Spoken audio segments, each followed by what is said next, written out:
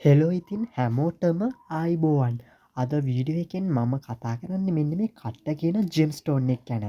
ඉතින් මේ කට්ට කියන්නේ මොනවද? ඉතින් මේක මැණික් කලක්ද? ඉතින් කට්ට කියන්නේ මැණික් තමයි. හැබැයි පතල් කර්මාන්තයෙන් හම්බ වෙන මැරුණු මැණික්. ඉතින් මේක සෑම පතලක් බායෙම හම්බ වෙන වර්ගයක් තමයි කට්ට කියන්නේ. ඉතින් ඒ අතරේ කට්ට වර්ග තුනකට බෙදෙනවා. ඉතින් අපි බලමු මේ කට්ට වර්ග තුන මොනවද කියලා. ඉතින් ඔයාලා දන්න ඇත් ඇති ඒ වගේම නොදන්න ඇත් ඉන්නවා කට්ට ගැන. ඉතින් මේ තියෙන කට්ටේ මඩ කට්ටයක්. ඉතින් මොකද මේකට මඩ කට්ටයක් කියන්නේ?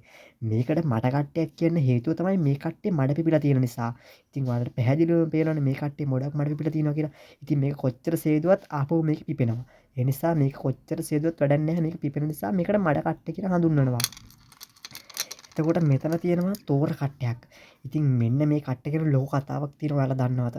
තෝර කට්ටයක් හම්බුනොත් අඩුම තරමේ ගරණකොට හරි ඉල්ලමක තිබිලා හරි ඒ ඉල්ලමේ මැණික් තියෙනවා කියලා කියනවා. තෝර කට්ට තමයි කට්ටවල තියෙන තේජවන්තම කට්ටේ විදියට හඳුන්වන්නේ.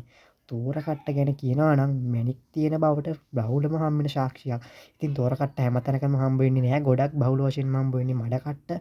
ඉතින් මඩ කට්ට මේ වගේම මෙන්න මේ කට්ටත් හම්බෙනවා. ඉතින් මේ තියෙන කට්ටවල තවත් තියෙන හොඳම කට්ටයක් තමයි මේ කළු පාට කට්ටේ. ඉතින් ඔයාලට ප්‍රශ්නයක් ඇති මේ කට්ට විකුණන්න පුළුවන්ද කියලා. ඉතින් කට්ට කියන ජෙම් ස්ටෝන් එක ලේසියෙන් අපිට විකුණ ගන්න අමාරුයි. මොකද කට්ට ගන්න බයස්ලා නැහැ. ඉතින් මොකද බයස්ලා නැහැ කියන්නේ බොහොම කලාතුරකින් තමයි එක්කෙනෙක් දෙන්නෙක් ආවොත් වෙන්නේ. ඒත් මේවා ගන්න කිලෝ ගානට නැතුව ගන්නේ නැහැ. ඉතින් ලොකු ගලක් තිබ්බත් විකුණන්න අමාරුයි කට්ට කියන ජෙම් ස්ටෝන් එක. මොකද මේකට ලොකු මිලක් යන්නේ නැති නිසා කට්ටවලට. ඉතින් මිලක් කොහොමවත්ම යන්නේ නැහැ. ඉතින් පෙලක් මයිනර් කර්මාන්ත යෙදෙන අය මේ එකතු කරන්න ඇත් ඉන්නවා. ඉතින් ජේම්ස් කර්මාන්තයේ යෙදෙන අයත් එකතු කරනවා පෙලක් අය.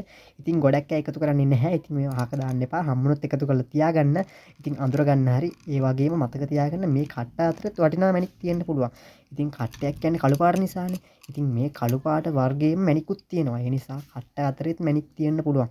ඔයාලා කට්ට තියෙනවා නම් ඔයා අනිවාර්යයෙන්ම බලන්න මේ කල් අතරේ මැණිකුත් අනිවාර්යයෙන්ම තියෙන්නත් ඉඩ තියෙනවා. මොකද කට්ට වගේ කළු පාට මැණිකුත් තියෙනවා මේ ලෝකේ.